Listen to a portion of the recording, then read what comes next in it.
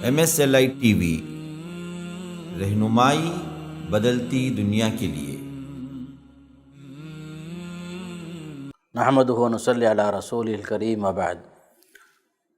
عن النعمان بن بشیر رضی اللہ تعالی عنہ قال قال النبی صلی اللہ علیہ وسلم اتقوا اللہ واعدلوا بین اولادکم قال فرجع ابی فرد تلک الصدقہ رواہ مسلم۔ محترم حضرات و خواتین، السلام علیکم ورحمۃ اللہ وبرکاتہ۔ وراثت کے باب میں یہ آخری درس ہے جو خصوصاً احکام میراث سے متعلق چند خاص احکامات ہیں جو خلاصے کے طور پر آپ کے سامنے پیش کرنے کی سعادت حاصل کرتا ہوں۔ اللہ تعالیٰ مجھے اور آپ سب کو احکام وراثت سمجھنے اور اس پر عمل کرنے کی اللہ توفیق نصیب فرمائے۔ اب یہاں حضرت نعمان ابن بشیر رضی اللہ تعالیٰ عنہ کی جو حدیث آپ کے سامنے رکھی گئی، جس میں اللہ کے نبی صلی اللہ علیہ وسلم نے ارشاد فرمایا اتقوا اللہ، اللہ سے ڈرو، واعدلوا بین اولادکم، اپنے بچوں کے درمیان انصاف سے کام لو۔ تو حضرت نعمان کہتے ہیں فرجع ابی، میرے ابا واپس ہوئے اور انہوں نے اس صدقے کو واپس کر دیا۔ اصل معاملہ یہ تھا کہ حضرت نعمان ابن بشیر کی اس روایت کے مطابق حضرت نعمان کے والد بشیر نے اپنی زندگی میں حضرت نعمان کو ایک غلام تحفے میں یعنی ہبہ کے طور پر عنایت فرمایا۔ تو اللہ کے نبی صلی اللہ علیہ وسلم کی اس حدیث کے مطابق تو حضرت بشیر کی بیوی نے کہا میں اس ہبہ سے راضی نہیں ہوں، بشرطے کہ آپ اللہ کے نبی صلی اللہ علیہ وسلم کو اس پر گواہ بنائیں۔ تو حضرت بشیر اپنے نعمان کو لے کے چلے، پہنچے اللہ کے نبی صلی اللہ علیہ وسلم کے پاس، کہا یا رسول اللہ، میں نے اپنے فرزند نعمان کو ایک غلام عطیے میں دیا ہے، ہبہ کر دیا ہے، تو اس پر میری بیوی کا کہنا ہے کہ میں آپ کو گواہ بناؤں، جب تک آپ کو میں گواہ نہیں بناؤں گا وہ اس پر راضی نہیں ہوں گی۔ تو اس پر اللہ کے نبی صلی اللہ علیہ وسلم نے پوچھا اے بشیر، کیا آپ کو نعمان کے علاوہ دیگر اور بھی اولاد ہیں؟ تو کہا بشیر نے ہاں یا رسول اللہ، اور بھی بچے ہیں۔ تو اللہ کے نبی علیہ السلام نے اس وقت فرمایا اتقوا اللہ، اللہ سے ڈرو، واعدلوا بین اولادکم، اپنے بچوں کے درمیان انصاف سے کام لو۔ تو اللہ کے نبی صلی اللہ علیہ وسلم نے اس حدیث میں خاص کر ہبہ کے معاملے میں، دینے دلانے کے معاملے میں خاص کر یہ فرما دیا کہ کسی کو دینا، کسی کو محروم کرنا جائز نہیں ہے۔ تو مالی معاملات کے اندر چاہے وراثت کا معاملہ ہو، چاہے ہبہ کا معاملہ ہو، چاہے وصیت کا معاملہ ہو، مالی حقوق کے اندر ظلم اور زیادتی جائز نہیں ہے۔ تو خاص کر مالی حقوق کے اندر بھی عدل شرط ہے، انصاف شرط ہے۔ عربوں کا جو خود ساختہ نظام تھا، نظام میراث، کہ کسی کو دینا، کسی کو محروم کرنا، یا جو ہے لڑنے والوں کو عنایت کرنا، جو لڑنے کے لائق نہیں ہیں انہیں محروم کرنا، یہ طریقہ اسلام نے سراسر غلط قرار دیا، باطل قرار دیا۔ پھر اس کے بعد اللہ کے نبی صلی اللہ علیہ وسلم نے عملاً نظام میراث کو جاری کیا، جیسا کہ حضرت جابر رضی اللہ تعالیٰ عنہ فرماتے ہیں کہ سعد بن ربیع رضی اللہ تعالیٰ عنہ کی بیوی اپنی 2 بیٹیوں کے ساتھ نبی کریم صلی اللہ علیہ وسلم کی خدمت میں حاضر ہوئی اور کہنے لگی یہ سعد کی بیٹیاں ہیں، ان کا باپ جنگ احد میں آپ کے ساتھ شریک تھے اور وہ شہید ہو گئے۔ بچیوں کے چچا نے سعد کے سارے مال پر قبضہ کر لیا، ان کے لیے کچھ بھی نہیں چھوڑا، اور مال کے بغیر ان کا نکاح بھی نہیں ہو سکتا۔ تو آپ نے فرمایا اللہ تعالیٰ خود اس معاملے میں فیصلہ فرمائے گا۔ پھر آیت میراث نازل ہوئی تو رسول اللہ صلی اللہ علیہ وسلم نے سعد کے بھائی کو بلایا اور فرمایا کہ ترکے میں سے 2/3 تو سعد کی بچیوں کو، 8واں حصہ ان کی والدہ کو یعنی سعد کی بیوی کے لیے ہے، باقی جو مال بچ جائے تو وہ سمجھو کہ 24 حصے ہوں گے، ان 24 حصوں میں 16 حصے لڑکیوں کو اور 3 حصہ بیوی کو، باقی جو بچ گیا 5 حصہ وہ تمہارے لیے فرمایا اللہ کے نبی صلی اللہ علیہ وسلم نے۔ یہ حدیث ترمذی میں ہے۔ اس سے معلوم ہوا خود اللہ کے نبی صلی اللہ علیہ وسلم نے نظام میراث کو اپنی زندگی میں نافذ کیا، جو ظلم اور زیادتیاں جو ہو رہی تھی آپ نے اسے ختم کیا، اور اس حدیث سے ایک بات یہ بھی معلوم ہوئی، اس زمانے میں بھی یتیم لڑکیوں کے لیے مال کی ضرورت تھی، بلکہ ان کی شادیاں اس مال کے بغیر نہیں ہو سکتی تھی۔ مال کی ضرورت ہر دور میں ہے، چاہے وہ 1400 سال پہلے ہو یا آج ہو، لیکن حق یہ ہے کہ حقدار کو حق دلایا جائے۔ تو اللہ کے نبی صلی اللہ علیہ وسلم نے حضرت سعد کی بچیوں کو، یتیم بچیوں کو 2/3 حصہ ان کے مال میں سے، ان کے باپ کے مال میں سے دلایا، اور بیوہ کو 8واں حصہ دلایا، اور چچا کو عصبہ بنایا صلی اللہ علیہ وسلم نے۔ اور نمبر 2 کہ مال موروث جو ہے، جو وراثت کا جو مال ہے، چاہے کم ہو یا زیادہ، جائیداد منقولہ ہو یا غیر منقولہ، بہرحال وہ وارثوں میں تقسیم ہو کر رہے گا۔ چاہے میت کے کپڑوں میں سے کپڑے یا کھانے پینے کی چیزیں، یا جو بھی چیز میت چھوڑ کے مرے، وہ سب ترکے میں شمار ہے۔ اس میں کچھ لوگ وارث ہوں، کچھ لوگ محروم ہوں، یہ جائز نہیں ہے، الا ہے کہ آپس میں وارثین رضامندی کے ساتھ کوئی چیز خوشی سے لے لیں، یا دوسرے لوگ کوئی اور چیز خوشی سے لے لیں آپس کے رضامندی سے، یہ جائز ہے۔ ورنہ جو ہے مال موروث ہر حال میں برابر برابر انصاف کے ساتھ تقسیم ہونا چاہیے۔ تیسری بات، قریبی رشتہ دار کی موجودگی میں وراثت کے اصول میں سے ایک اصول ہے کہ دور کے رشتہ دار محروم ہو جاتے ہیں۔ جیسے بیٹے کی موجودگی میں میت کا بھائی یا پوتا وغیرہ محروم ہو جاتے ہیں، یا بیٹا ہے یا 2 بیٹیوں کی موجودگی میں پوتی محروم ہو جاتی ہے۔ خاص کر کے اصول یہی ہے کہ میت کے جتنے لوگ قریبی رشتہ دار ہیں وہ لوگ وارث ہوتے ہیں۔ یہی بات آپ نے فرمائی، الحق الفرائض باہلھا، علم میراث کے مطابق خاص کر کے مال موروث کو اس کے وارثوں میں، اس کے حقداروں میں پہنچا دیا کرو، دے دیا کرو۔ جو مال تقسیم کے بعد بچ جائے، فما بقی فہو لأولی رجل ذکر، جو میت کے قریبی رشتہ دار ہیں اس کے وارث ہوں گے فرمایا۔ چوتھی بات، نبی کریم صلی اللہ علیہ وسلم نے نزول قرآن کے وقت میں سماج کے دیگر مسائل کی طرح مسئلہ میراث کو بھی بڑے اچھے انداز میں، بڑے اچھے سلیقے کے ساتھ، شاندار انداز میں، سلیقے سے آپ نے سلجھا دیا۔ عورتوں کے علاوہ چھوٹے بچے، یتیموں، بیواؤں کو بھی آپ نے وراثت میں حق دیا، بلکہ فرما دیا اللہ نے مرنے والے کے رشتہ داروں میں سے ہر حق والے کو اس کا حق دے دیا ہے، اس لیے کسی وارث کے حق میں وصیت کرنا جائز نہیں ہے۔ باقاعدہ جو اللہ تعالیٰ نے عطا فرمایا ہے، حقداروں کو ان کا حق عطا فرمایا ہے، تو اسی لیے فلا وصیت لوارث، کسی وارث کے لیے وصیت کرنا جائز نہیں ہے۔ 5ویں بات، خصوصاً اسلام نے حقوق کی پاسداری کی، ہر شخص کو اس کا صحیح حق دیا، ہر حقدار کو اس کے مناسب حق سے متعارف کرایا، ہر ایک کو جتنا حق تھا یقیناً اسلام نے اس کے حق کو واضح فرمایا، انتہائی انصاف کے ساتھ۔ ماں باپ ہوں یا جو ہے بچے ہوں یا بھائی بہن ہوں، سارے رشتہ دار جو بھی قریبی رشتہ دار ہیں جو وارثین میں سے ہیں، مال متروک میں سے، متروکہ مال میں سے ان کا حصے اللہ نے یا اللہ کے نبی صلی اللہ علیہ وسلم نے مقرر فرما دیے۔ اور ایک بات خاص کر ان احکامات میں سے 6واں حکم یہ ہے کہ نظام میراث انصاف پر مبنی ہے، بلکہ عین فطرت کے مطابق ہے۔ حقدار کو حق پہنچا دینا دین اسلام کا شعار ہے،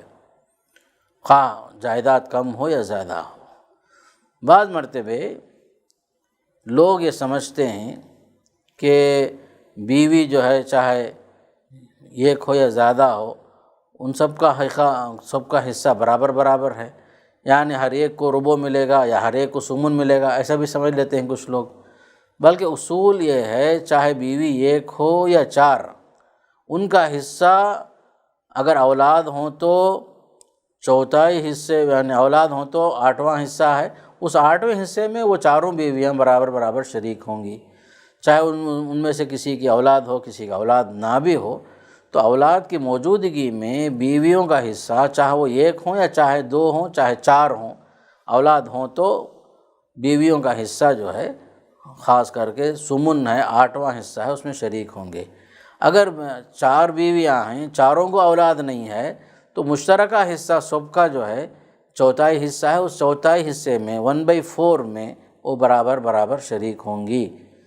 تو یہ بات یاد رکھنے کی ہے۔ بعض مرتبہ ایسا بھی ہوتا ہے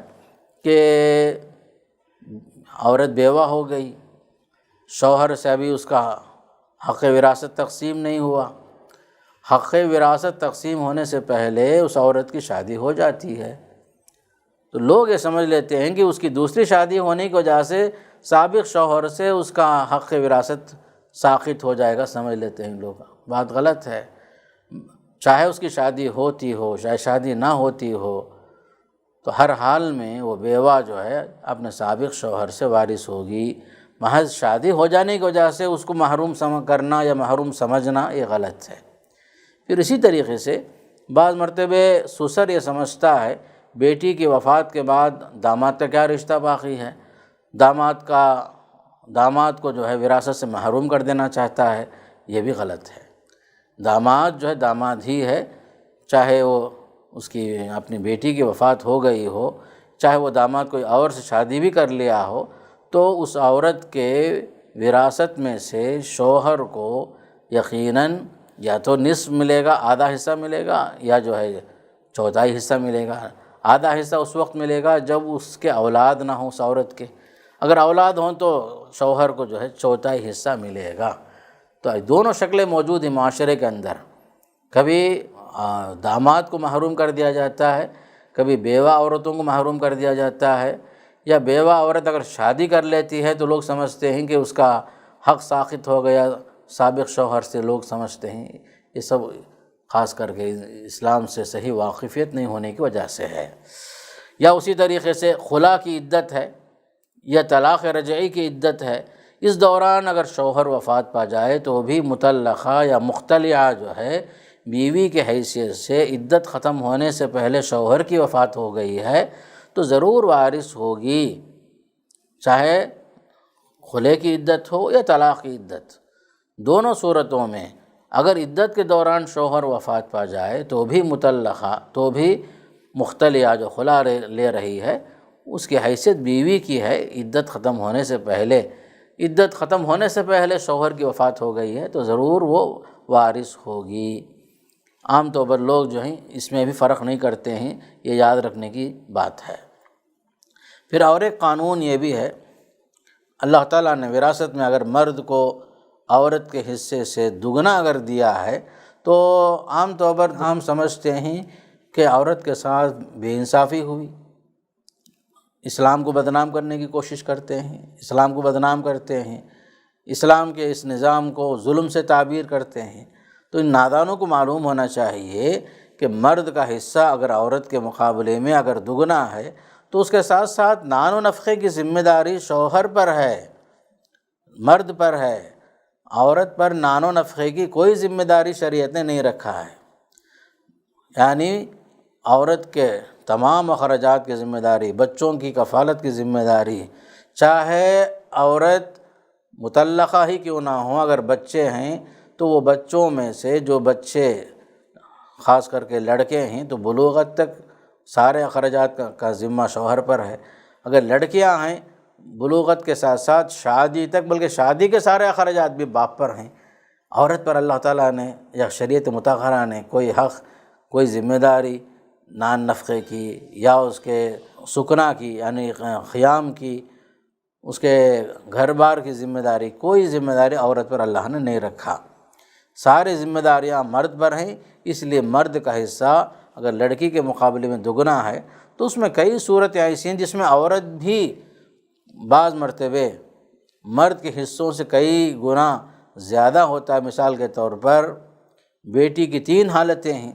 کبھی وہ آدھا حصہ لے لیتی ہے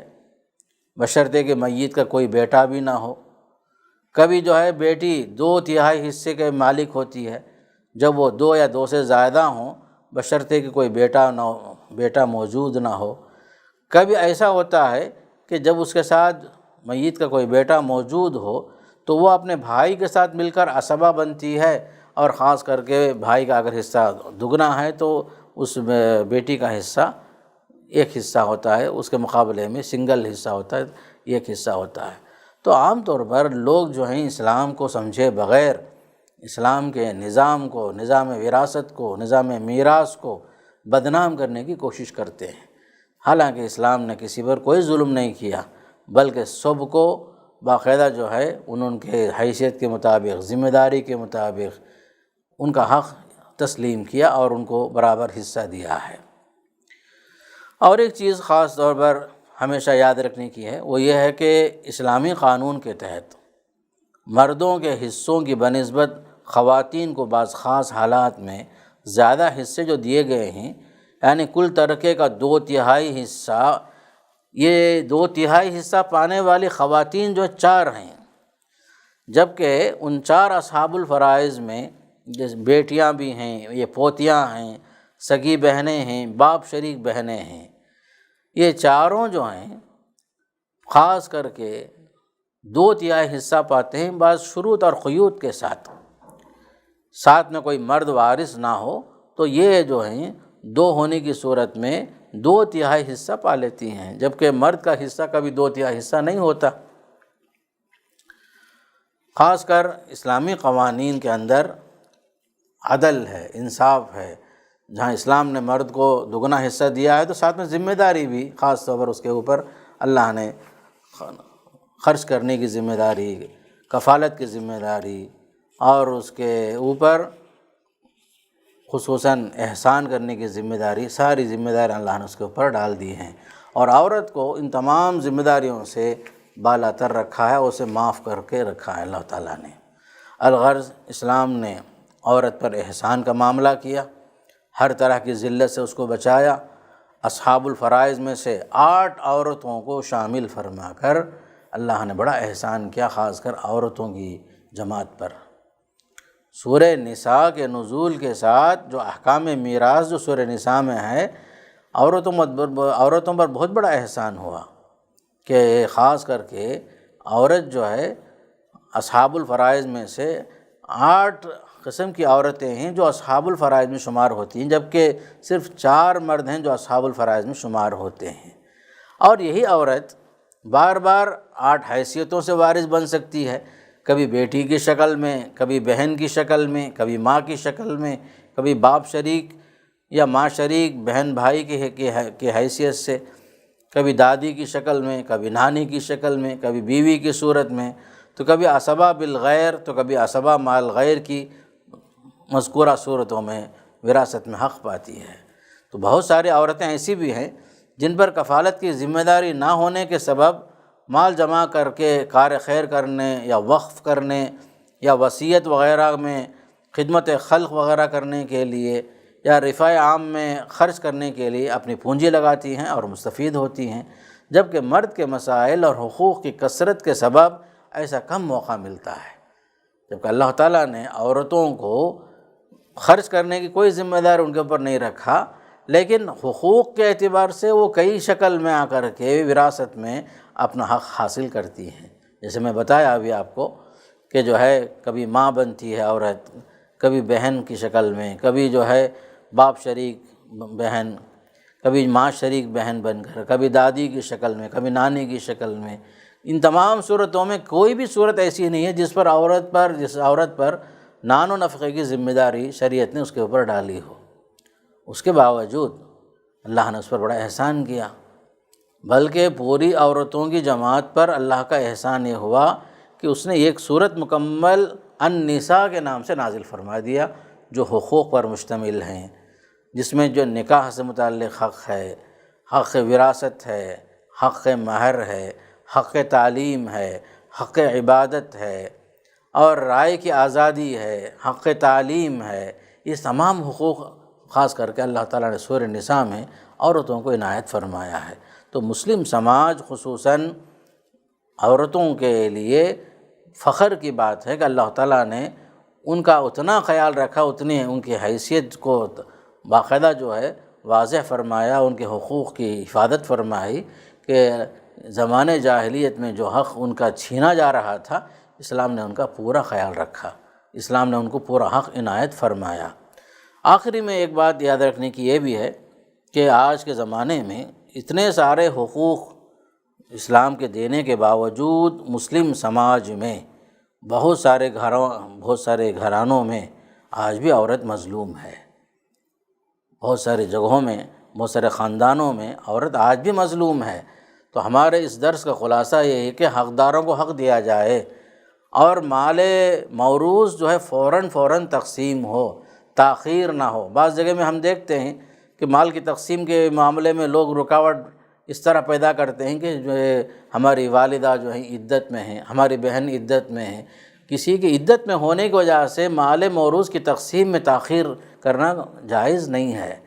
کہ عورت اگر عدت میں ہے تو اس کا معاملہ الگ ہے، سوگ منانے کے لیے عدت ہے، نہ کہ جو ہے وراثت کی تاخیر کے لیے اس عدت کے ایام کو بہانہ بنایا جائے، یہ تو جائز نہیں ہے۔ خاص کر ہمارے معاشرے میں یہ چیز ہے کہ فوراً تقسیم نہیں کرتے، مسائل بڑھ جاتے ہیں، یا جو ہے کچھ لوگ مال موروث سے فائدہ اٹھاتے ہیں، مال میراث سے فائدہ اٹھاتے ہیں، کچھ لوگ محروم رہتے ہیں۔ تو موجودہ دور میں ہزار ترقی یافتہ ہونے کے باوجود سماج میں آج بھی مسلم عورتیں مظلوم ہیں، بعض جگہوں میں مقہور ہیں، سماج میں شرعی حق نہیں ملتا، جتنا حق ملنا چاہیے اتنا حق نہیں ملتا۔ تعلیم یافتہ خاندانوں میں بھی حق وراثت سے بعض عورتوں کو محروم رکھا جاتا ہے کہ اکثر و بیشتر مقامات میں مسلمانوں کی چونکہ مخلوط آبادیاں ہیں، مسلم خاندان غیر مسلم خاندانوں کے ساتھ رہتے ہوئے اٹھتے بیٹھتے ہیں، تو خاص کر ایسی صورت میں بہت سارے رسم و رواج مسلم خاندانوں میں غیر مسلموں کے داخل ہو چکے ہیں، چونکہ دیگر مذاہب کے اندر عورت کا کوئی حق نہیں ہے، خاص کر حق وراثت کے نام سے۔ شادی کے وقت میں جو حق دیا جاتا ہے یا جہیز کے نام سے جو کچھ دیا جاتا ہے لڑکی کو، وہیں سے معاملہ ختم ہو جاتا ہے۔ حق وراثت کے نام سے الگ سے کوئی حق نہیں ملتا عورت کو۔ تو خاص کر کے مسلم سماج جو مخلوط سماج میں مسلم غیر مسلم ایک ساتھ رہتے ہوئے، اس کا اثر بعض مسلم خاندانوں نے قبول کیا، نتیجے میں مسلم بہنوں کو محروم کیا جا رہا ہے۔ ایسا نہیں ہونا چاہیے۔ خصوصاً باپ کی وفات کے فوراً بعد بھائیوں کو چاہیے کہ بہنوں کا حق فوراً تقسیم کریں،